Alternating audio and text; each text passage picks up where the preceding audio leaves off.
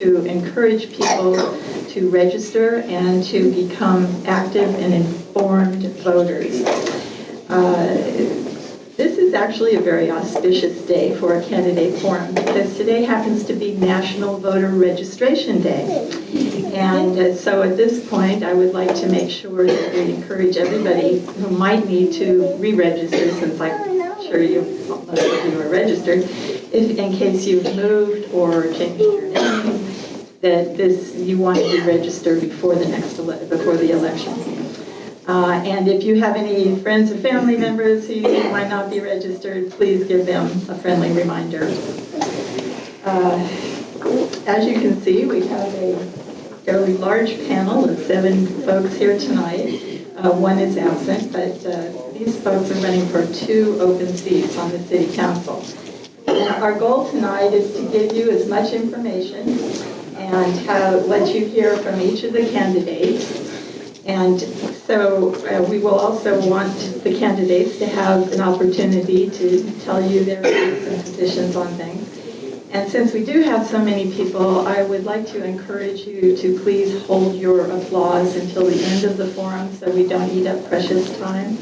And then at the end, go wild, go crazy.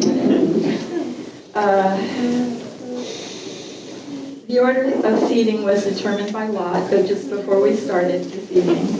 And I just want to explain to you how we'll be proceeding. We're going to have opening statements from each of the candidates, which will last 1 minute. And then we will proceed to rotate the questions. We'll start with number 1 first, but the next time we'll start with number 2 and so on. And for the questions, we're asking the candidates to keep their remarks to 30 seconds, and that will give us a chance to get through more questions and allow more time for audience questions as well. So the way we'll be doing audience questions is that we will take the index cards, which some of you may have already filled out, and just put down your question, and you can deliver it up to the table on the side where the ladies are sorting them, or you can just hold it up and somebody will come and pick it up. And then they will present the cards to me, and I will pose the questions. So we do ask that our candidates be respectful of the time limits that we have because, again, we are trying to cover a lot of information. And what we will do is our timers who are sitting in the front row will give you a warning, a 15-second warning, and then when your time is up, they will flash the stop sign. And we want you to stop when that comes on. And and also, please be aware, the audience can see that stop sign as well, so they know when you're going to cheat a little bit. So with that, we do like to, we want everyone to have a civil discussion of the issues, and to so that we can all get as much information from the candidates as possible.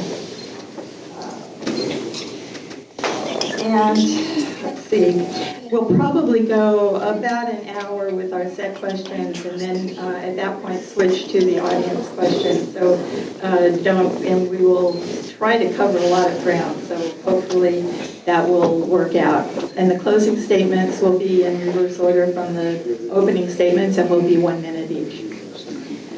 So let's begin. Mrs. Samarin-Popoff, will you give your opening statement, 1 minute? Sure. I'm Michael W. Samarin-Popoff.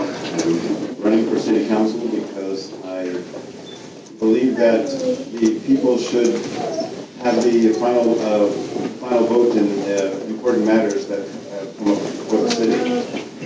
I believe that the city should allow the people to vote on the controversial and dangerous Montebello Hills specific plan project, the oil field condo project, and also they should be voting as to whether or not we should sell the city's water utility. There shouldn't be an end run around the voting rights of the people by emergency legislation that doesn't appear to actually be an emergency now.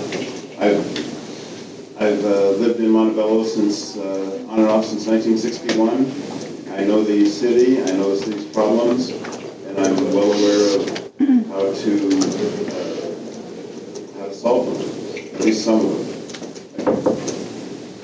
Hello, my name is Randy Smith, and I've been a Montebello native since been many years. Went to Lumberstead and Montebello High School, graduated from there, graduated from Cal State with a degree in business and specializing in marketing, and also studied political science for 6 years. I'm running because I see there's a lot of lack of community in this community, and also not enough family programs, to sustain a healthy growth for the city. So I'm hoping that by electing me that I'll be able to bring some of that pride back into Montebello, and maybe also bring back some businesses that need to be brought into Montebello, since we're lacking a lot of businesses here. Good evening. My name is Vanessa Delgado. I'm running for State Council because I believe I have the right combination of education and experience to move Montebello forward. I had the privilege of attending Stanford University and USC. I have worked in government or with government for 17 years, building shopping centers throughout the Southwest. I have a daughter who is 12, and we own a home, or I own a home, in Montebello on 10th Avenue. We're proud to be a part of the community, and I have worked on real projects in a lot of other communities, and I can do that here for the city. So I ask for your support so that we can ensure we continue to have the services that we need to require and continue economic development. Hi, I'm Mayor Hadjinian. I'm a third-generation resident of Montebello. I was born in Beverly Hospital. I attended both schools. My situation is a little different than other candidates here. I'm here to tell you that I need to get reelected so I can continue moving the city forward. Since I took office in 2011, the city was under several investigations, and I'm proud that I took part in taking the city out of that situation. One of the things I'm most proud of is that I opened the doors at City Hall. I took City Hall to the people as opposed to people coming to City Hall and getting shut out. One thing that I'm proud of is that since I've been in office, we've hired 11 more police officers, and during my term as mayor, we've hired 8 more police officers, with 3 of the 8 coming in the next month. I also am a strong believer in maintaining our city services. However, there is a high cost to maintaining those services. Therefore, as a good steward of the city, you have to entertain development, responsible development that does pose a gain for the city. And thank you.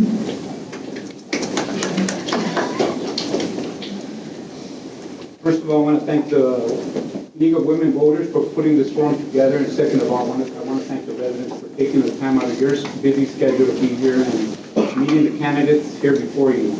My name is Fernando Chacon. I'm a resident, and I've also been an administrator, director for a nonprofit organization for the last 20 years. I've helped steer kids away from gangs, and I've also helped them pursue a higher education. Not only through Los Angeles County, but here I have an office at the Reggie Rodriguez Park, which I've had for the last 15 years.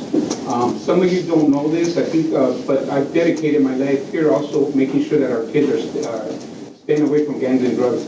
Nevertheless, aside from that note, I've also, throughout my career, I've managed million-dollar budgets. I oversee employees, and I also help procure funding from the state, local, and federal so that we can continue pursuing our services for those families that are most in need. I was raised in 4 housing projects. And therefore, this is what my mother has instilled in me: good values to give back to our community. Thank you. Good evening. My name is Christina Cortez. I'm running for re-election, and I need your votes. I can sit up here and tell you a wonderful future that we have. What I am here to tell you is that I was part of the part that opened up and brought transparency to City Hall. I wrote the letter. I was the voice, and I will continue to be that voice for the people. I fought to make sure that everything was uncovered that needed to be. I opened it up. While other people can sit up here and say they were part of it, they were not. Because they were not the ones who opened it up. Unfortunately, they want to take credit. don't take credit, because it takes a strong person to be able to stand up against the tide. And I was able to do that, and that's what our city needs right now. We need to stand up for what's good and what's right. I need your vote, and I need you to listen tonight, and hopefully you will continue to have my support. Thank you. Good evening. My name is Kimberly Ann Cobos, and I am a product of Montebello. I was born and raised here, lived in 2 homes. I went to Our Lady of Miraculous Middle. I went to Campbell Sacred Heart of Mary. I attained my bachelor's degree in criminal justice. I have my master's in forensic psychology. And by this time next year, I will be a doctor of clinical psychology. I am an at-risk youth counselor at the Los Angeles Sheriff's Department, and I'm not running for city council. I am running a movement, and I request that all of you join me to move Montebello forward. And let's show everyone what our city is able to do in the future. I'm for economic development. I'm for bringing public safety to what we need. We need more officers and we need more firefighters. And I am a grant writer, so I can help do that. And with your help, let's move Montebello forward. Thank you. All right, for our first question, we'll start off with Mr. Smith. As a council member, you will face budgetary constraints. The city has unmet needs for street and sewer repair, and many would like to increase city services and police and fire. How would you keep the city's budget in the black? Would you make cuts elsewhere, or do you have a specific plan to boost city revenue? Well, first we'll have to find out, get a committee together and see what it is that we need to do to, prepare the funds to continue to beautify the city. I know that there's a lot of cities that have potholes. They fix one section, and then after that section, it goes. They go to another one after years, and then after that, it just it's a never-ending cycle. So maybe we should block out the streets and maybe keep the maintenance down low that way. So. I think the budget situation is really the most important problem issue that we need to address in Montebello, and I would fix that through one long-term solution, which I believe is economic development. Sales tax is the largest revenue source in our budget, so sales tax needs to continue to increase, and also just some immediate budget measures. Yes. Oh, sure. It's hard to answer in 30 seconds. As a council member, you will face budgetary constraints. The city has unmet needs for street and sewer repair, and many would like to increase city services and police and fire. How would you keep the city's budget in the black, and would you make cuts elsewhere, or do you have a specific plan to increase revenue? I actually have a past history of this budget. It was probably voted to pay for a new software program, which none of the incumbents voted against. And what happened was when we implemented that program, the city went from a $6 million deficit to a $5 million surplus. And what I've done to address potholes and tree trimming in our city is I've done something where we thought outside of the box, where we exchanged proposition exchange funds with other cities, where we didn't put a burden on our general fund. And I put over $3 million in additional revenue for pothole and tree trimming. Mr. Chacon? Thank you.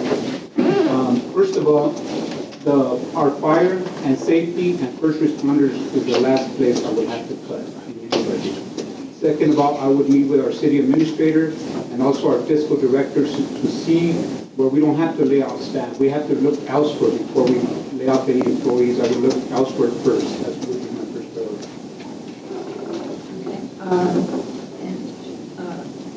Ms. Cortez?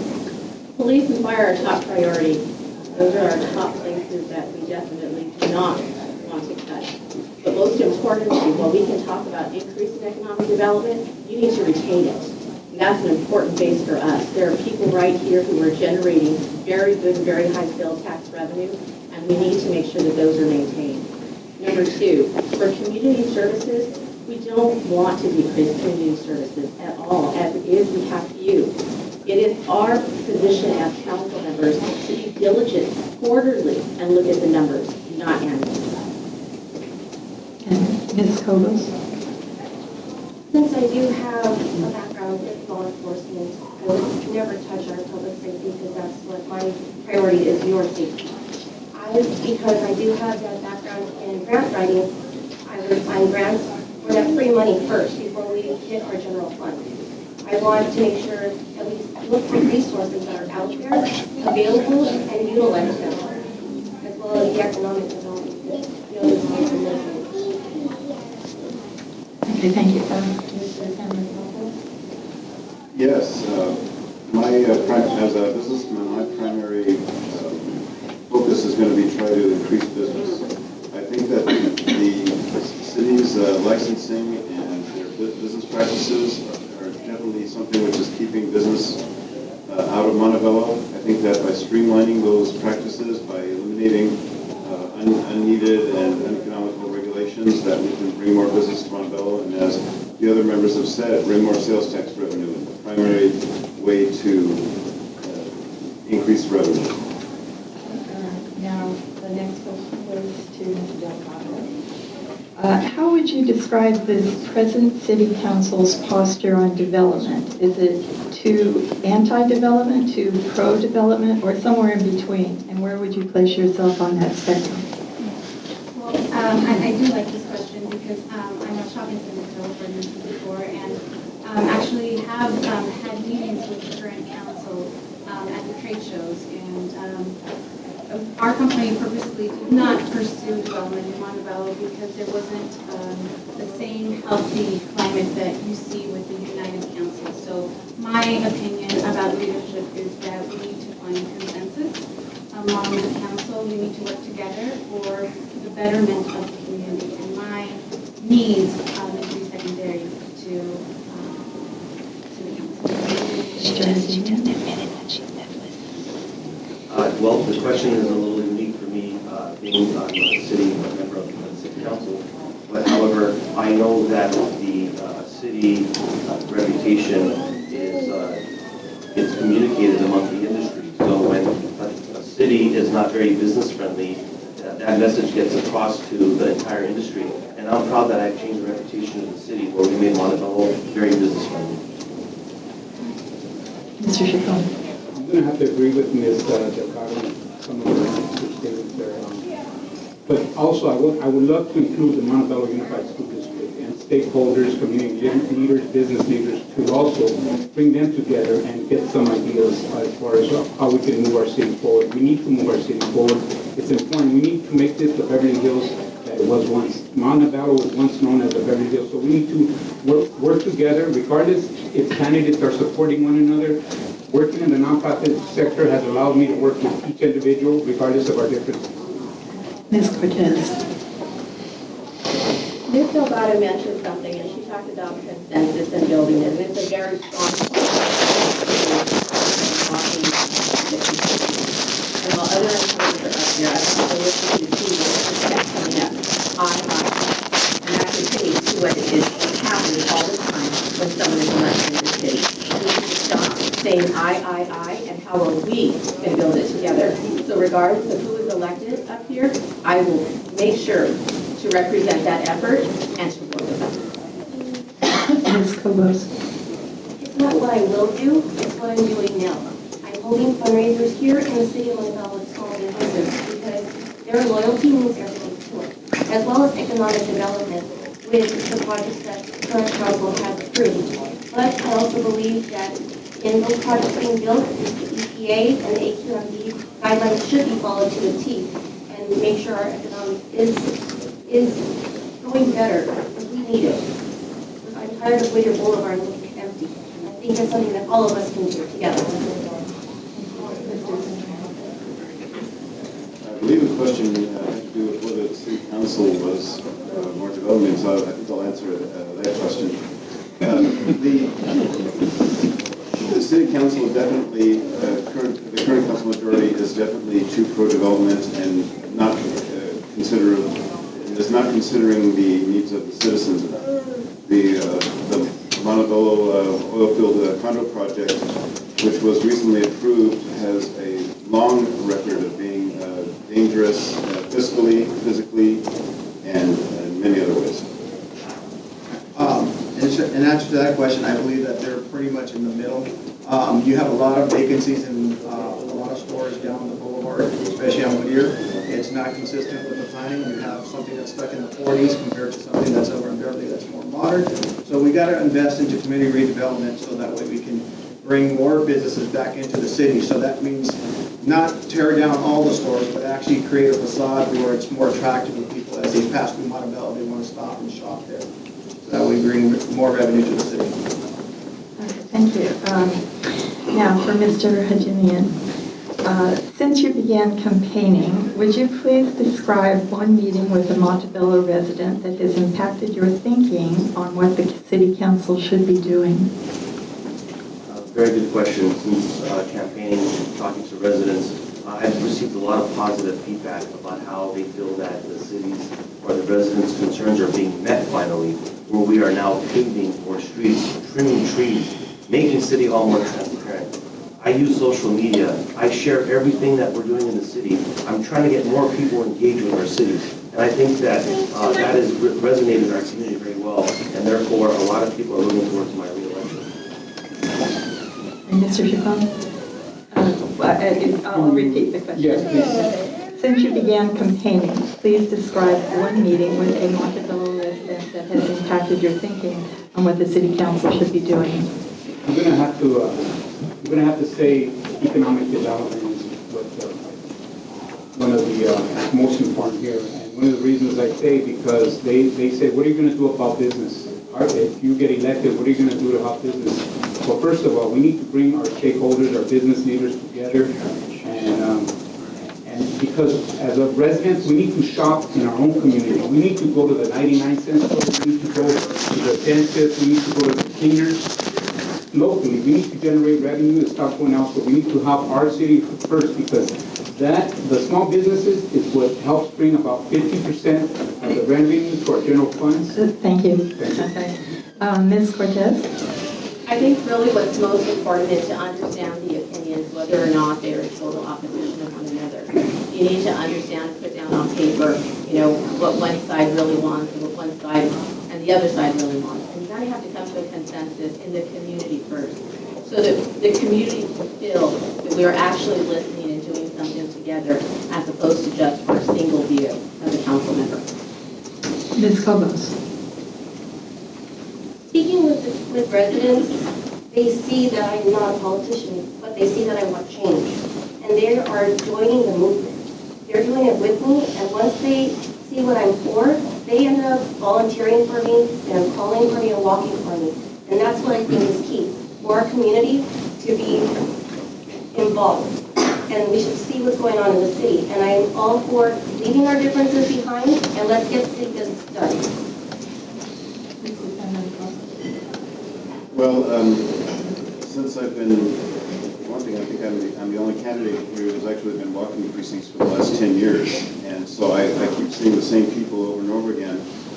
And they all know where I stand. There's almost near unanimity against the development of the unpopular Montebello Hills project and the Somerset and Ragged Mountain areas. And they all want me to fight against the gridlock, the bad air pollution, and the problems that this project would bring to our city. Yeah, upon hitting the pavement last week and door knocking, doing our grassroots efforts, and what I find out is a lot of them are complaining about the rising crime that's happening. And so we have to look into our city planning and finding out what we can do to lower down the crime. Our cops are already, overwhelmed as it is. We don't have that much of a big police department. So we might think about rezoning something, where there's a block that have so much apartments and that's bringing, crime here. So we need to figure out how to lower that down. So in my experiences with residents and knocking on doors, it's all been actually very positive. I think people are excited about possible change and continuing some of the growth that current council has already made. For me, the thing that I hear is that I actually have real world experience. I've done the economic development projects that people want to do. I just finished a $100 million project in Southgate. It created 1,800 jobs, and it generated $2.5 million in sales tax. So that's what Montebello wants. Thank you. start the next question with Mr. Chacon. What is your position on the Montebello Hills project, and please explain your reasoning. Actually, that's a very good question. I'm going to have to say that my position on the Montebello Hills, it should have went to the voters, but nevertheless, the project has, the council has decided what they want to do with it. So I think we should move forward and put that past us now and help the city generate the money that well deserves. Ms. Cortez? Yes, I have voted to move forward with that project, and the reason for that is because I really do want to show progression in our city. But at the same time, I think both sides really need to communicate and we make sure that certain areas are covered. So just because the vote moving forward is in the form of, yes, we're going to move the project forward, we also need to listen to what the public wants on the project. I think that's very important. Ms. Cobos? Yes, the council did approve the project, but I believe that there is a way to save Montebello and save the hills. So I think that along the way, as the developer does proceed with the project, that we have special meetings and the community is informed that all the guidelines are met, everything is done by legal guidelines, and everyone, you have a voice, and that's where I would come in. Well, as you may have guessed, I'm against it. The reason that they need a specific plan in the first place is that almost all of the parameters of the development are substandard to Montebello current building standards. There's not enough acreage for the homes, not enough yard space. The homes are closer together than the city would allow. There's not enough parking. And also, the people are not going to own their land. It's a condo project. It's going to lower the property values of single-family homes next to it. Mr. Smith? I'm also not for the Montebello Hills project only because it still needs to do some extensive research into it. You have Carson, the city of Carson, where they built on oil fields, and they're going through a hassle right now, and they're just barely getting that fixed. You have LA high schools that also have been contaminated grounds, so there's still a lot of study that needs to get done with the Montebello Hill project. I'm not dead set against it. I think in the future there's maybe some hope, but right now it's just too soon to judge to that. And it'll be, 2025 by the time we get it done, so the tax revenue is not going to be there yet. Thank you. I'm actually, the city council's already approved the Hills project, so I don't have a voice on that. So my focus is simply on moving forward and making sure that the project doesn't impact our community through traffic and environmental impacts that are necessary. So that's where my focus is. I do think we should move forward, and I believe that those homes will attract the right kind of retail. I think with that level of housing, we can attract something like Sprouts or the restaurants that we need out here. And Mr. Hadjinian? Yes, I proudly support the Montebello Hills project, and I'm proud of my position to support the project. That project will generate over $2.6 million in additional revenue to the general fund, with a net gain of almost $500,000. Now, there's a lot of controversy associated, a lot of misinformation. However, what needs to be understood is that I'm in the real estate business, and I wouldn't support a project that had adverse effects on real estate values in the city of Montebello. The next question will start with Ms. Cortez. What public improvements do you think should be the city's top priority for improving the quality of life of Montebello residents? I think it goes back to the very simple items of making sure that our streets are paved and our trees are trimmed, and we make sure that we have the public safety officers that we need on the street at all times, fire and police. That is our core, and that is what we really need to take care of first. Okay, thank you. Ms. Cobos? I do believe that our public safety should be key, but I also believe that we should partner with our Montebello School District and utilize the empty parks facilities that are being used as storage facilities. I think that there's different things that we can utilize for the future of Montebello. Those are the children here in the city. And I also think that there's a way, because I am a grant writer, that I can help utilize this with my resources that I have available. And I'd love to do that for you all. Okay, thank you. Mr. Samarin-Popoff, please. Yes, again, for 10 years now, I've been advocating for mixed-use development for the city to try and emphasize retail commercial rather than the old-fashioned all residential projects that we've had. Unfortunately, because of the nature of the past city councils, almost all of the city staff's time has been used to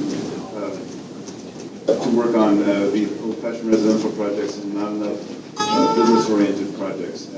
So that's one of the main reasons I'm running. Try and bring revenue to the city by increasing users. Thank you. One of the things that this city is missing is pride. A lot of the citizens don't believe in their city anymore. And what we need to do is we need to start bringing back more community programs, bringing the family together. And the way to do that is bringing back the fireworks show that we used to have and such. And by having that pride, then we can start getting into community redevelopment, to making the city more attractive, to bring more businesses back into the city. But if we don't have the support of the citizens, it's just a lost cause. So we need to bring back more community development and programs. Do you remember repeating the question? It's been a while. Okay.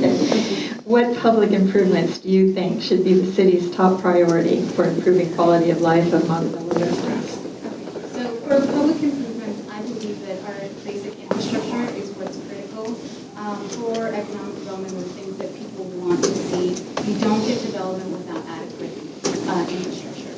Now, the budget is constrained, to say the least. So my solution is to use federal grants called EDA grants, Economic Development Administration grants, which I've used in other cities to help increase the infrastructure so we can actually get the mixed-use projects or the right types of projects, whatever that is.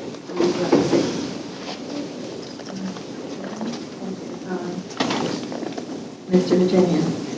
Yes, first off, I've heard a lot of discussion this evening about grants and grant writing. Actually, grant money is very scarce right now, and most grants that are available are matching grant money. So you actually need capital to generate or to attract that grant money. However, I'm proud that I had entertained the idea of doing crop exchange money, where we've trimmed over 7,000 trees, and by the next 2 months, we will pave 32 streets in the city of Montebello. And we have a water system that is also a topic of discussion that has inadequate water pressure, and we're unable to develop the south side of Montebello due to the lack of pressure. Thank you. Mr. Chacon. I just want to rephrase something. In regards to grants, I just finished writing a grant. It's an $800,000 grant. And you're somewhat right, but you do have to have a leverage to, they're asking for a $200,000 leverage, which our nonprofit organization does. One of my priorities is economic development and to make sure that our residents are safe, our seniors are safe, and that will be my top priority. Okay, we'll start the next question with Ms. Cobos. What are your plans for redevelopment and beautification of the Whittier Boulevard corridor? And what kind of development would you like to see? And how would you deal with problems like graffiti? Well, there is a luxury apartment program or project that is going to be, and I believe that that will bring economic development because we'll have new taxpayers, and it wouldn't our tax base now. It would increase our tax base, but not our taxpayers here in the city. But I also think with graffiti that we should be able to have a task force where it identifies those tagging crews, just like the Los Angeles Sheriff's Department, and that's something that I can help bring to the city because I am a part of the Sheriff's Department. I can identify those. Thank you. Mr. Center. Can I get a question, please? Sure. What are your plans for the redevelopment and beautification of the Whittier Boulevard corridor? What kind of development would you like to see? And how would you deal with problems like graffiti? Again, it's no secret.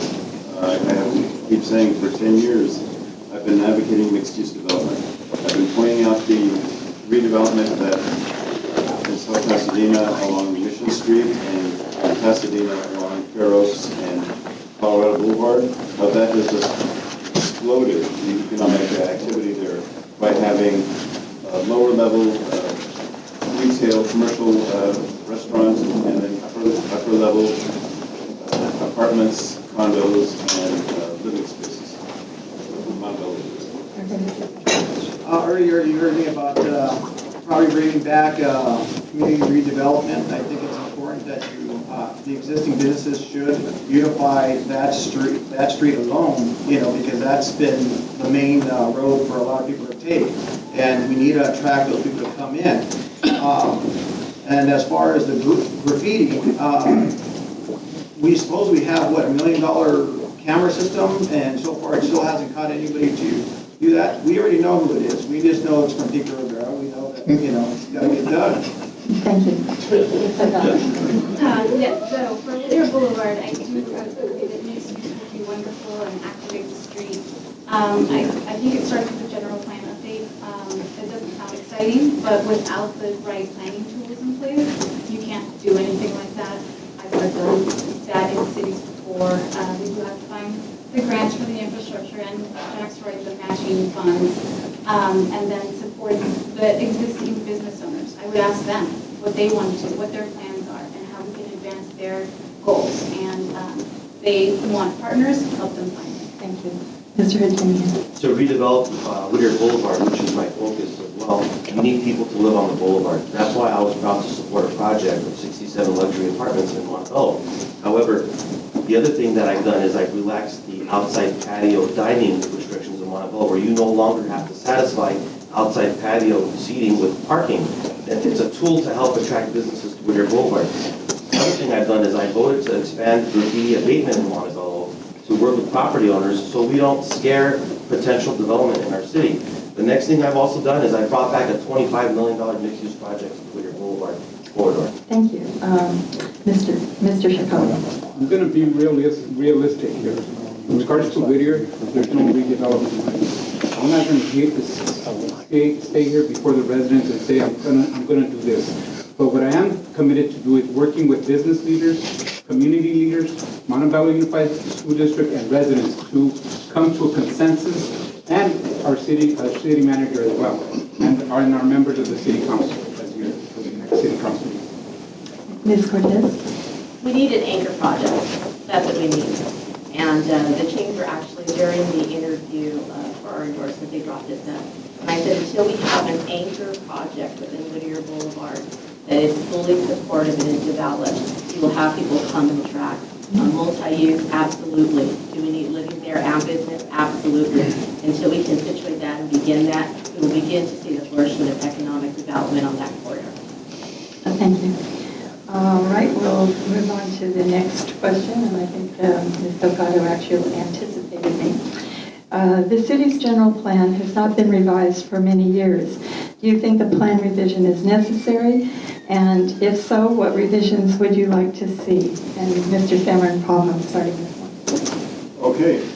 Well, I'm not going to stay for 10 years again, but I'm saying that the city's general plan, as inadequate as it is something that needs to be adhered to in all the developments that have come up. And so far, it hasn't. In the Coast Pacific plan, there's no parkland that matches the current general plan.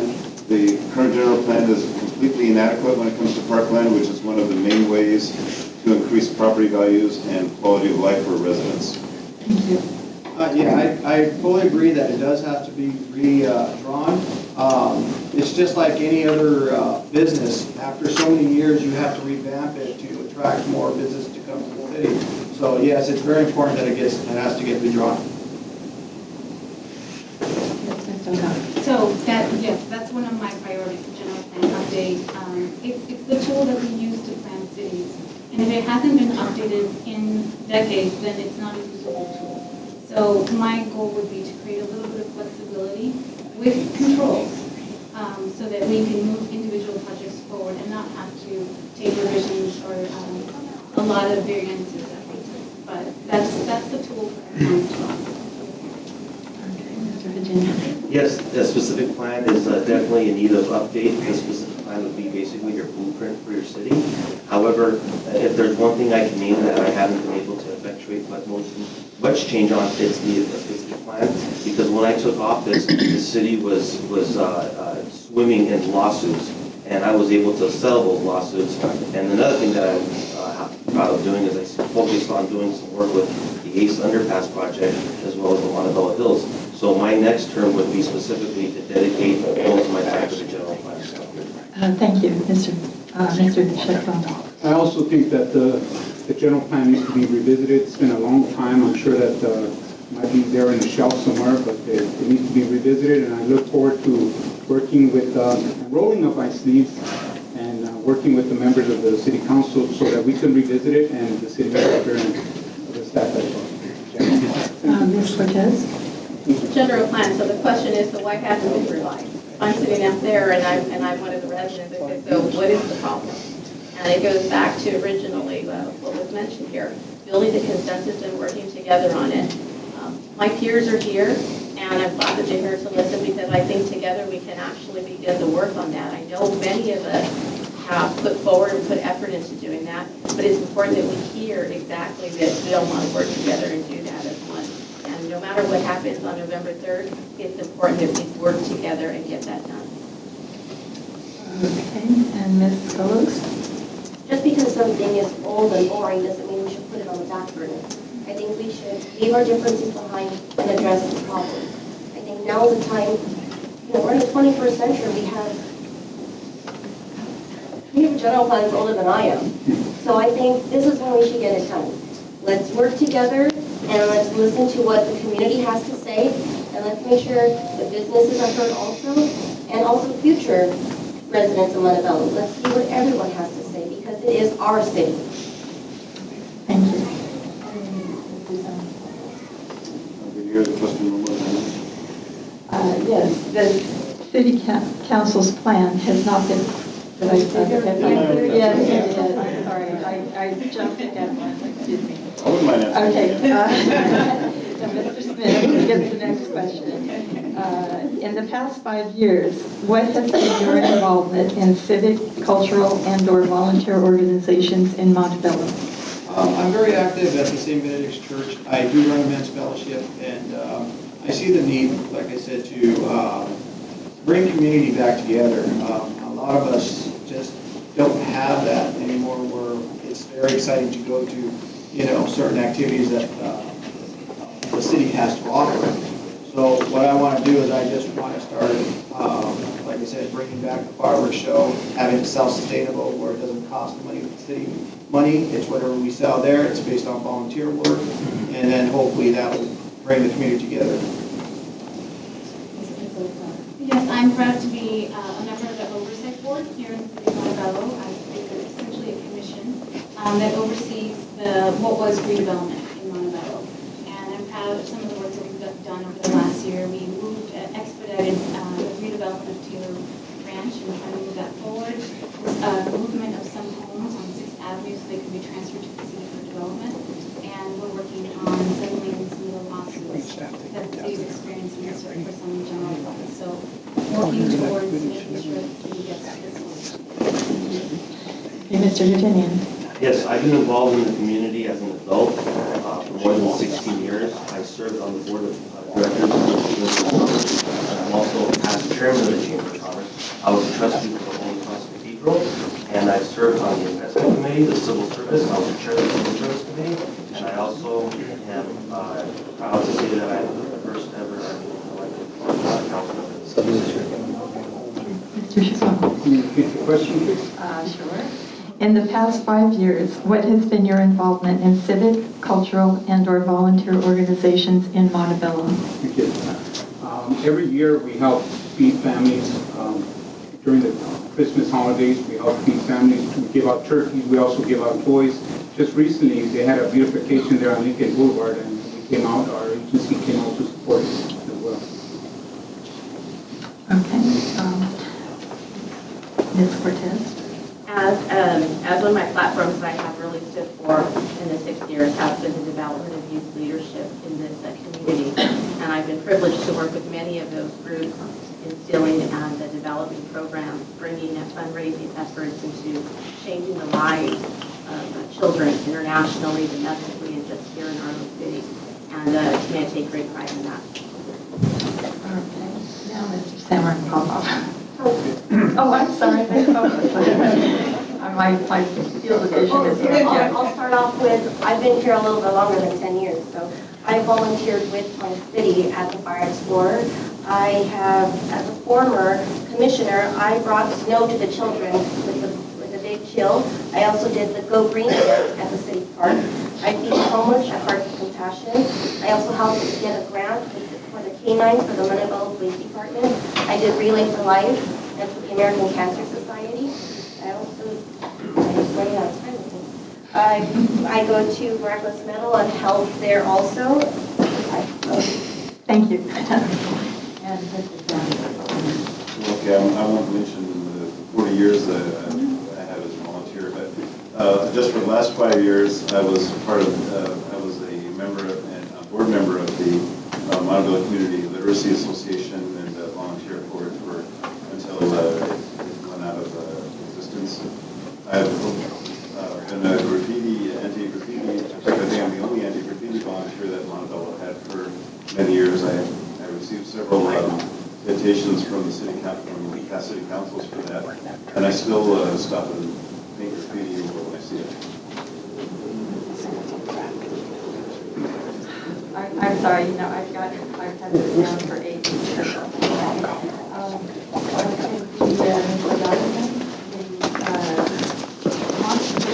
Montebello Fire how would you address the issue of homelessness, and how would you reduce the homeless encampment in the city? Yeah, that's a systemic problem in our society. I don't know that there's a short-term fix on that, but certainly proper maintenance of that area is something that's lacking. I think that we need to partner with the county because the area just really is so close together to see how we can share resources with them. The majority of the problem came from the county side. So I think that we really need to partner together to make sure we maintain that area while we look for long-term solutions. I represent the city of Montebello with the Gateway City Council of Governments, and I serve on the Committee for Homelessness. And obviously, money is a big issue. You have an overcrowding of these shelters with homeless people. However, our big problem is the early releases of inmates who are drug addicts and drug dealers who are living in our community and they're homeless. And you have a drug user who is at fault for lighting the Goodyear Narrows on fire. So we need to do something about all the drug dealing in our community too. Thank you. Mr. Chacon. Thank you. Thank you for the question. Actually, working in the nonprofit sector has allowed me to work with not only our youth and families, but also our homeless. We also help them get into the Skid Row mission.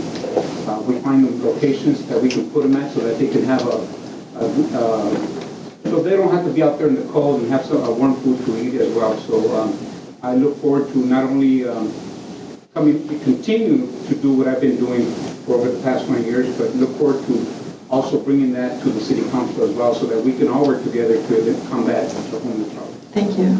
Ms. Cortez. Homelessness is such a large area, and it's a concern nationwide. I know it's really here in LA County, and you can really see the impact that it's had. But I would like to give credit where credit is due. Councilwoman Romero has actually done great efforts to address it with other agencies. She informed us, and she continues to sit on some of those steering committees. And I think that having a voice and building relationships with those agencies is really going to be vital to how we progress with that issue. Thank you. Ms. Cobos. I currently work or intern at a mental hospital, so I deal with all the homeless, I deal with all the drug addicts, and I help get them placement for free. And I can do that here because I have the resources. I have relationships with all those organizations. Just yesterday, I placed a woman who was living in her car, and I called 33 shelters, and I placed her and her 9-month-old child. So there's a way for us to get down and dirty, and we can address it, as well as help our public safety, because they need our help, and we got their sick. Mr. Samarin-Popoff. Yes, homelessness, having homeless people run things down has been an endemic problem in Montebello for many decades. All 4 of the main wooden bridges in Montebello have been burned down by homeless people over the decades. And it is a problem that is not, that I don't think we can be able to solve successfully. We want them to readily to overpass bridge. All of the fires, this recent fire, it's got to be cheaper to house than just to rebuild all these things already. Thank you. Mr. Smith? Yeah, the homeless is an epidemic, but we're all responsible for the homeless people, so we have to find a way to provide them with shelter and probably get them some food and everything else. But we have to rely on volunteers who are willing to go out there and try to seek out those people that are living in the bushes and, you know, maybe bring them to a shelter or tell them that, you know, there's food over at St. Benedict's that they offer every day at 12 o'clock. So just volunteers to go out there and take a look at them. Now, starting with Mr. Hadjinian, this is a little bit of a change of pace here. What sitting member of the City Council do you think is most closely aligned with you philosophically without naming yourself?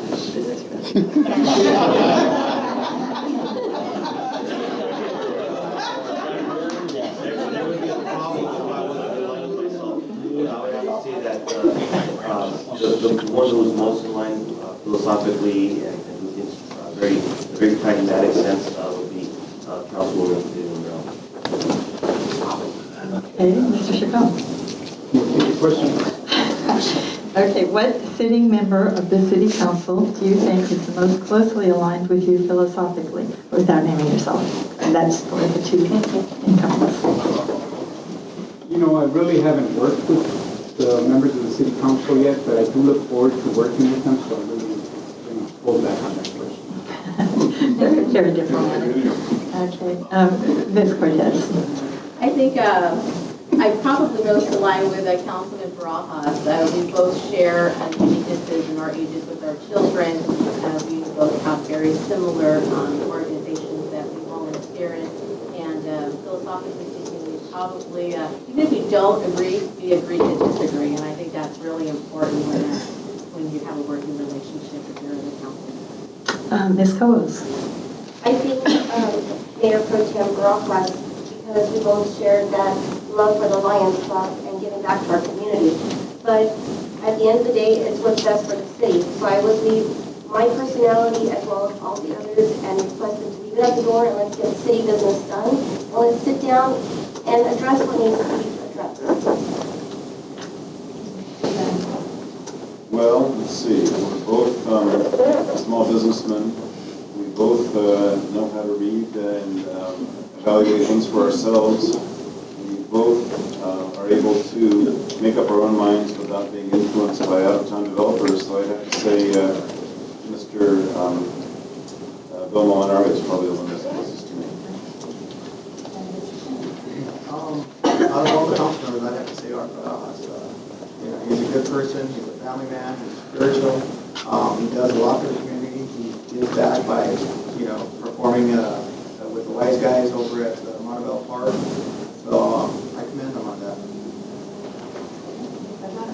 Okay, with the disclaimer that I don't know them all very well, but from what I've seen, it's a tie between our current mayor and Councilwoman Romero. Both have that spirit of trying to take risks so that we can make some difficult decisions in the city to move things forward. And I like that, and I want to be a part of it. Now, let's see. Starting with Mr. Chacon, and some of these are, you know, I've heard some answers that may fit with different questions, but we'll do this one specifically. Do you have any innovative plans to attract new businesses and otherwise help boost Montebello's economy? Absolutely. Again, I'm going to kind of reiterate the question that I answered earlier, which is to work with our business leaders, our chamber, the Montebello Unified School District, and our city council members. And Ms. Cortez. Yes, so bringing the awareness to shopping locally was part of March of Montebello, so I have decided to revive it and call it something different and begin a new platform next year. And it really needs to bring awareness of what it is to continue to keep our tax dollars within Montebello while we improve our consistent sales tax base that we have right now. Ms. Cobos. In order to bring awareness to the residents, I believe that we should utilize what is out there. So the chamber does use the Montebello Spotlight as their resource, so why aren't we utilizing that as a city and putting what's going on in the city there? What projects we have going, what programs we're offering, and get the word to the citizens, because, you know, if they can't make it to the council meetings, let's get the information to them. Repeat again. Do you have any innovative plans to attract new businesses or otherwise help boost Montebello's economy? Anyway, as I said, as I said before, in order to attract new mixed-use residents, I think we need an inventory of the Montebello available areas that could be used for this development. I think that we need to direct the city staff to try and let the developers know what areas are suitable for this. We need to try and possibly even pass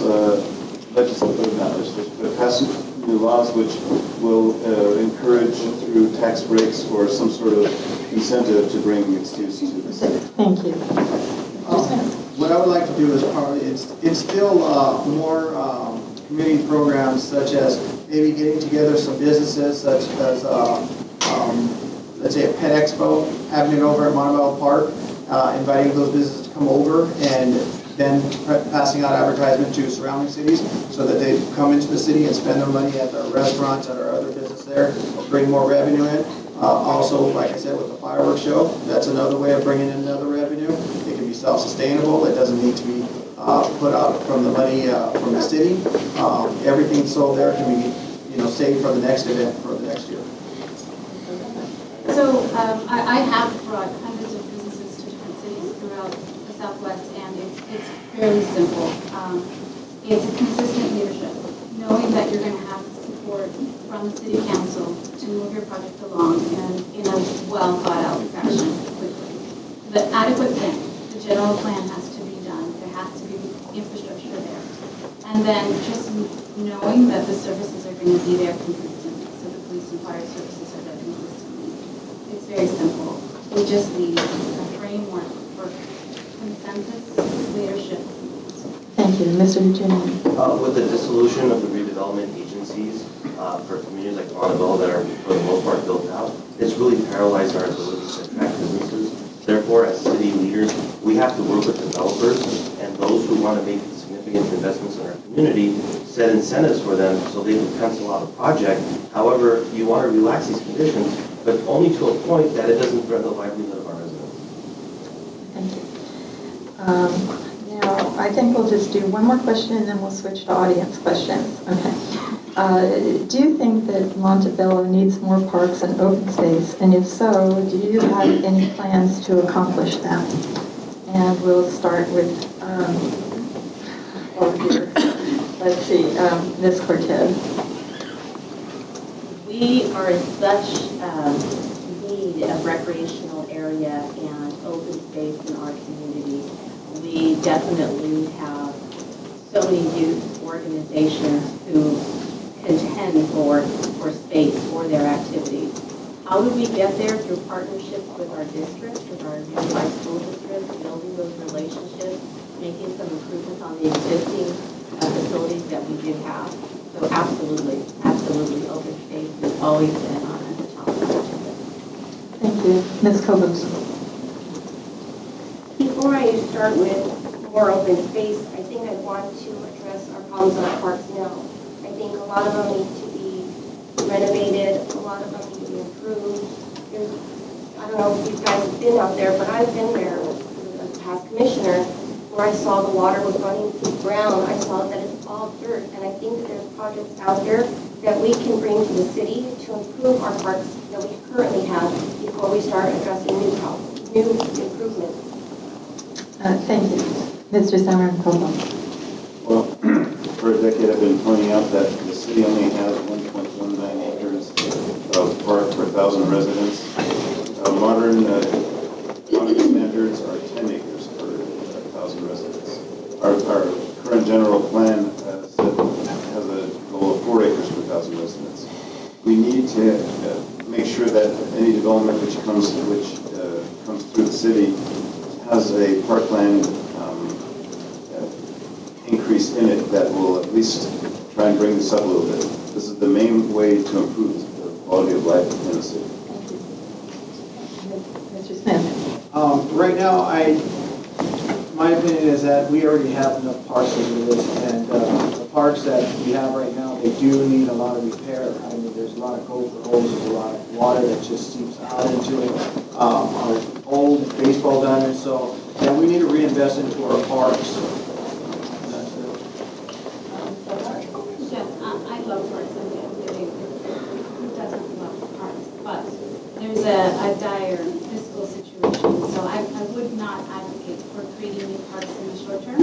I would invest in making sure the ones that we have are properly utilized and look for a long-term plan, but it would not be one of my priority actions. Mr. Hadjinian. Thank you. Talk is cheap, actions speak louder than words, and I've always said that we need to put resources to the parks. However, we have to have the ability to afford to do that. That's why I was proud to allocate more crop exchange money to Grant Rate Park, which Councilwoman Romero Cortez voted against. And that was the revenue that we put into the parks that we all care so much about that didn't burden the general fund. However, what we need to do is we need to find innovative ways to generate revenue at our parks so we can allocate money so we can improve them. Mr. Chacon. In order to improve parks, first of all, we're limited staff. The parks don't have enough staffing as it is right now. We were using the chief of police to oversee our director's position. So we have to take care of that problem first. And one of the ways to do that is because we need to first fix City Hall's bureaucracy of allowing businesses to come in. It makes it very difficult for any business who wants to come in. And one of the ways we're going to do that is to make it easier on being business friendly and so that they can come in.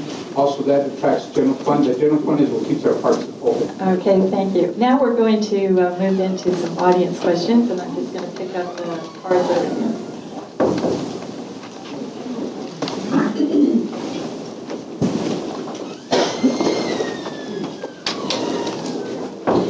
Let's see, and now we're starting with Ms. Cobos, I believe.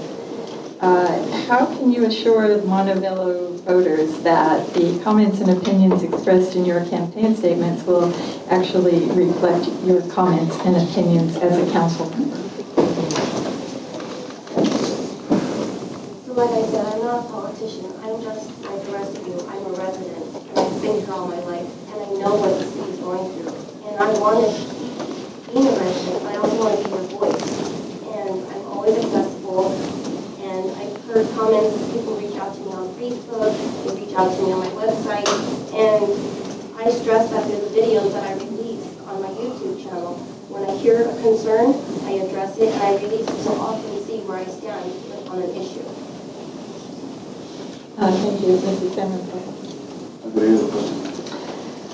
How can you assure Montebello voters that the comments and opinions expressed on your in campaign statements will reflect your comments and opinions as a council member?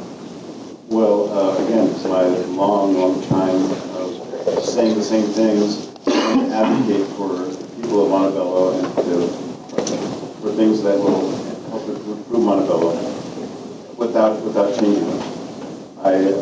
Unlike the incumbents, I've been able to maintain my opinions and my philosophies without changing them over the years. I would make good on a promise by having an open door policy and also having utilizing the electronic media such as Facebook and a website, so that anybody has any questions they can actually ask me. I do respond pretty quick with the emails, and voicemails and such. But like I said, I would be available for anybody to talk. And if they ever want to know what's going on, they can just talk, ask me. Well, I think that, yes, politics is such that anybody up here can tell you whatever they want to say. My campaign statements are all focused on the things that I've talked about today, economic development and helping to make sure and keep the services that we have. That you can tell that that's what I actually care about because I've done that for 17 years. And you can see the results in a lot of other jurisdictions, and that's my mission in life, to help cities achieve something. Thank you, Mr. Hadjinian. Yes, statements and messages that are made from my actual campaign are a true reflection of how I think and how I feel and what my vision for Montebello is. 4 years ago when I ran, I listed things that I wanted to do, and now 4 years later, I will have to tell people what I did in 4 years and what I need to do, because 4 years have gone by very fast, so I need another 4 years so I can effectuate more change in our community. Thank you. I as well, I would consider myself as well a politician. I've been a public servant for over 20 years, helping families and children for the past 20 years. I will also have an open door policy, as well as helping make City Hall transparent to the residents. Ms. Cortez. I think all we have is our word. So when we say it, we got to hold to it. And that is one of the greatest values that I possess is my word. And during the campaign, you say, is this really going to happen when she's elected or he or she is elected? And the answer to that is yes. And if it's not, then hold us accountable. You are the ones who put us in office. Hold us accountable to what we told you then. And I think that's where the voice of the people really has to be heard. Thank you. Okay, we'll start the next question with Mr. Samarin-Popoff. As a council member, would you be in favor of implementing an architectural review board as part of the planning process? An architectural review board for upcoming projects, or to review the architecture of Montebello the way it is now?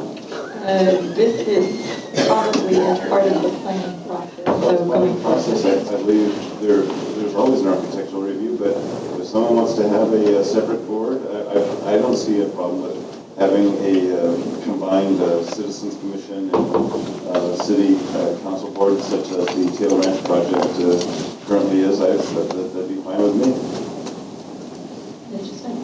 I don't mind having an architectural review board, but if it doesn't cost the city money, because I think we already have too many boards, that require payment to, move a project forward. So usually it gets done the first time when it actually is approved, so we already know that it's good. So I'm familiar with architectural review boards, and I've been in front of a lot of them. But in order to create change, which is what I think a lot of people in Montebello want, I wouldn't add new commissions that add layers to the process. What I would do is make sure that our planning commissioners have some architectural background, some training if they need that. I would not advocate in this time of economic need to add another layer to the planning process. Thank you, Mr. Hadjinian. Yes, currently our planning commission serves as our architectural review board. That's part of their scope of work. I had one time entertained the idea of implementing an architectural review board. However, I feel that that's just more red tape right now, and the city in its current state can't afford to expand on our bureaucratic process of just more layers of government. And Mr. Chacon. I as well will work with our planning and making sure that we don't need, as Vanessa said, we don't need another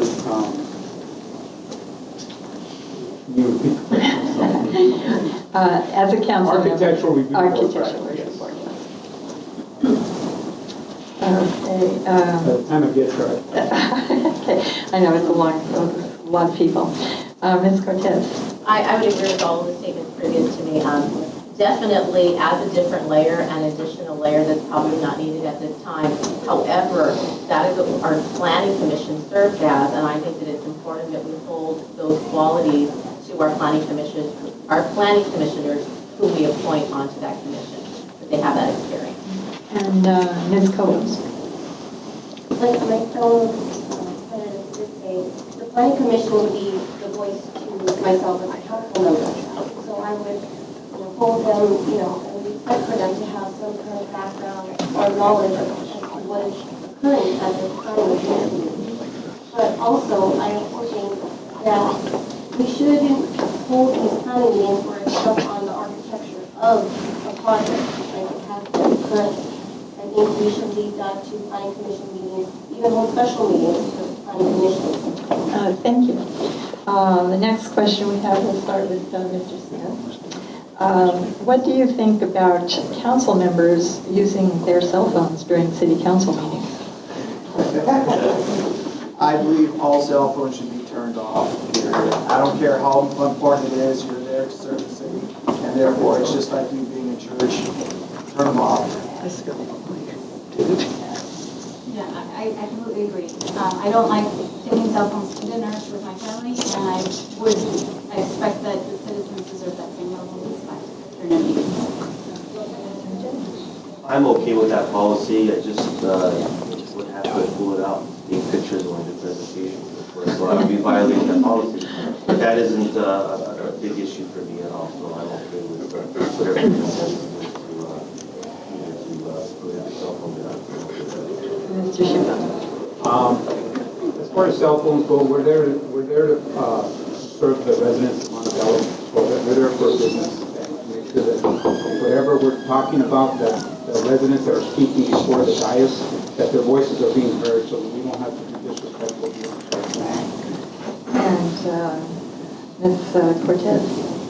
As I stated, when someone comes into a council meeting and they take the time to be there and they wait sometimes hours to have their voice heard, regardless of what it is, they deserve our complete and undivided attention at that time. So definitely would approach a policy like that. And Ms. Cobos? I think it's extremely disrespectful, especially for those residents who come straight from work to try to voice their opinions and, looking down, on the web. I think that just like other cities, they turn their cell phones over to the police chief or the fire chief, and then if it is an emergency, they will notify a council member. And I think we can utilize that same plan here in our own city. We can, and like when I go to dinner, we stack up our cell phones. The first person to touch their cell phone pays the check.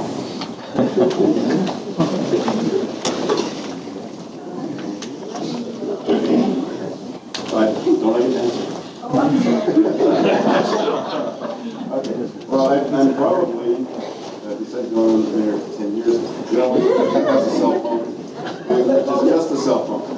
I don't, Samarin-Popoff don't text. I don't go on the web on my cell phone. It's only there for emergencies. It's set right now for silent.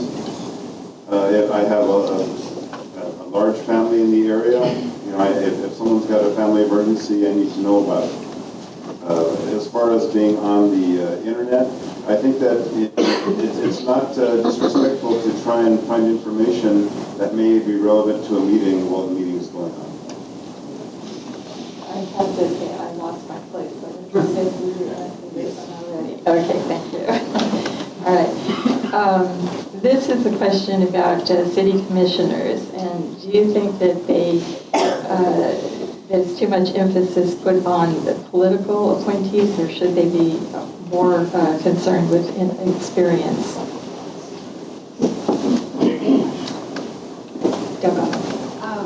Yeah, I mean, I think they should definitely be about the experience of the commissioners and what they can bring to the table. We talked about the planning commission and how we'd like them to have architectural experience. So I think that, yes, I'm assuming that we're all going to answer the same way, but yeah, I think it should be based on experience, not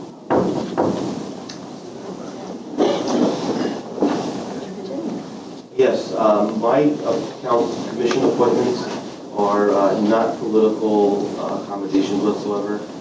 From my planning commissioner, who's an attorney, very astute person who understands real estate, development, and all other planning-related issues. My investment committee commissioner is also an attorney. My golf commissioner is a golfer. My youth commissioner is one who's active with the youth, and my civil service commissioner is one who was somebody else's appointment that I left on the commission because I felt that that person actually served the commission well. Thank you. Mr. Chacon. In regards to commissioners, you want to be able to appoint, as your commissioners, you want to be able to appoint the right commissioners that are going to also do the best for the city of Montebello. Because they're there to serve the people, not for special agendas or special cases. And Ms. Cortez. As leaders, it is our role and our responsibility to make sure that it is the most qualified person who sits on that commission. They are a reflection of our appointment and of our leadership, it's our extended arm, and for that, it's definitely by experience. And Ms. Cobos. As a former commissioner, I believe I was appointed because I did do a lot of volunteer work, as well as our Veteran Memorial. I was there for 2 weeks in the sun from 7 in the morning to 7 at night, and it was 107-degree weather. It was the hottest summer we've ever had. And I believe that Councilman Romero did choose me because of the dedication that I have for our city, and I will continue to have for our city.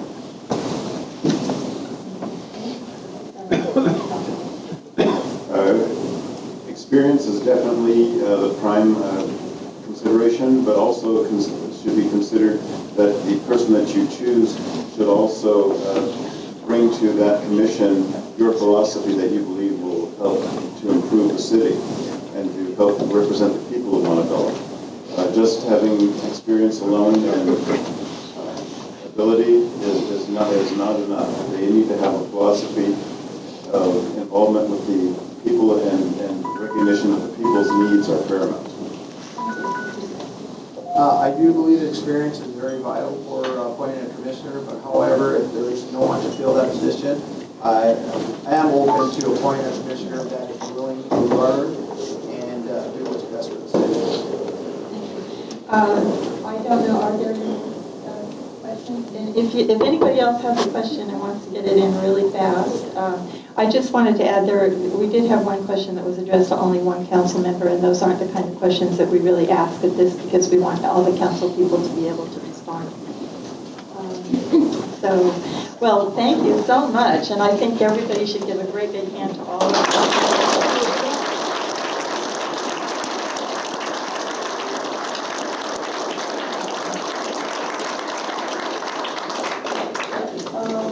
It's much to ask for each one to be closing statements. Okay, all the questions are done, and we'll finish up, and we're going to do it in reverse order this time.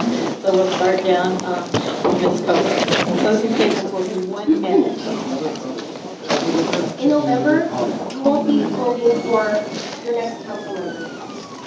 You will be voting for the future of our city. And I ask you that you join a movement, move Montebello forward. Together, let's do this. We can make our city better. We shouldn't be traveling back in time when we come in from Chico Rivera. We should be proud that we live in Montebello. We should see the potential that we have in Montebello. And I see that in all of you. And I hope that you see that in me. And I ask that on November 3rd, you get out there and vote. And vote for who you want out there. And you have a choice. It doesn't have to be for me, but let's make sure that who we elect hears all that we have to say.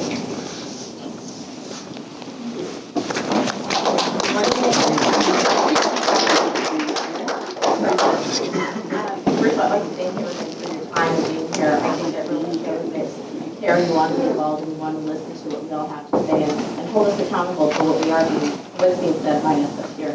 So first of all, I want to thank you for giving the opportunity. Most importantly, I've been on the council now for 6 years. My desire is to serve this community another 4 years. And if re-elected, and I hope to be re-elected, and I ask you for your support this evening, I will do my strongest and my best to continue my fierce to try and keep this city as transparent, as economically feasible as possible, to bring as much development and future development that we can, but most importantly, to put the community back in Montebello, because we know that it's been missing for a while, and it's time to get that revived. Thank you.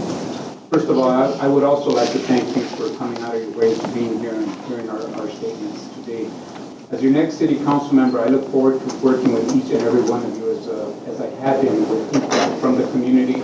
And I have a passion for what I do. That's why I've dedicated my life to helping families and our youth as well. So I look forward, and I will be very humbled to have your support on November 3rd. I will work hard. I'm ready to roll up my sleeves. Not only if the candidates are not supporting me, I still will be willing to work with them as long as they have the right ideas and the best interests of the residents of Montebello. Thank you. I have Williams in the flag. Again, I'm Jack Hadjinian. It's a pleasure to serve as mayor of the city that I was born and raised in. I just want to say that I'm proud that I have passed a balanced budget. The first day, first year I was on the city council, and in this upcoming fiscal year, we've allocated an additional $5 million for infrastructure work. That's more streets, more curbs, more sidewalks being repaired, and more trees being trimmed. I was a champion of the ACE Underpass project, a $140 million fully funded project that will materialize in the spring of next year. That project, you no longer will have to wait for a fire engine or a police car to cross a train track, or to be bifurcated by a train for that matter. I also am proud that I have, during my time, we've hired an additional 11 police officers. We've purchased 2 new fire engines and a dozen clean energy buses.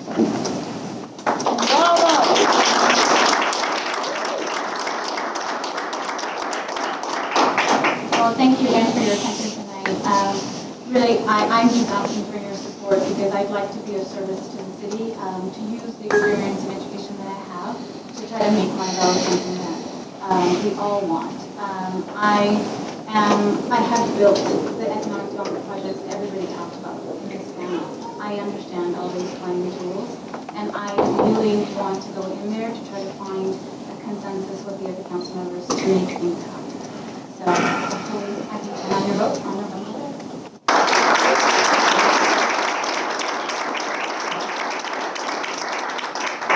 First of all, I want to thank everybody for coming out tonight. And also, 30 seconds is very short to give your idea of how to run Montebello. So you won't see my posters on the streets. You won't see yard signs. What my goal is an old-fashioned grassroots effort, which I will be door knocking. I will be passing out business cards, and that's it. Because I won't be littering the city with a lot of signs that you'll see months from now after the election. But I promise that I will do my best and work very hard in trying to get this the city of Montebello economically more developed and more viable in the future. And like I said, the Cook Hills property project is not slated to finish until 2025, depending on whenever they started. So the tax revenue is not there. We need the tax money now. We need to figure out what business to bring right now at this moment. So please vote for me.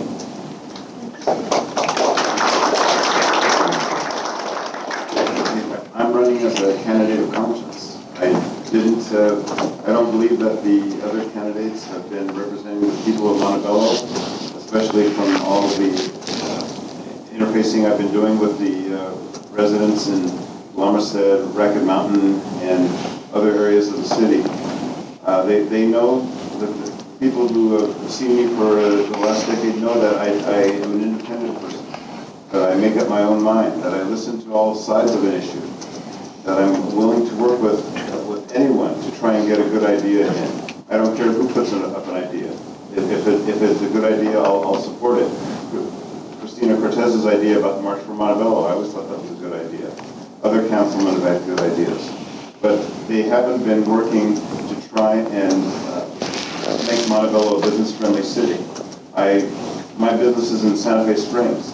It is that easy to start a business in Santa Fe Springs, to get the licensing, to get the fire inspection. It is not that easy in Montebello, and I want to try and change that and make this a better city, bring in revenue.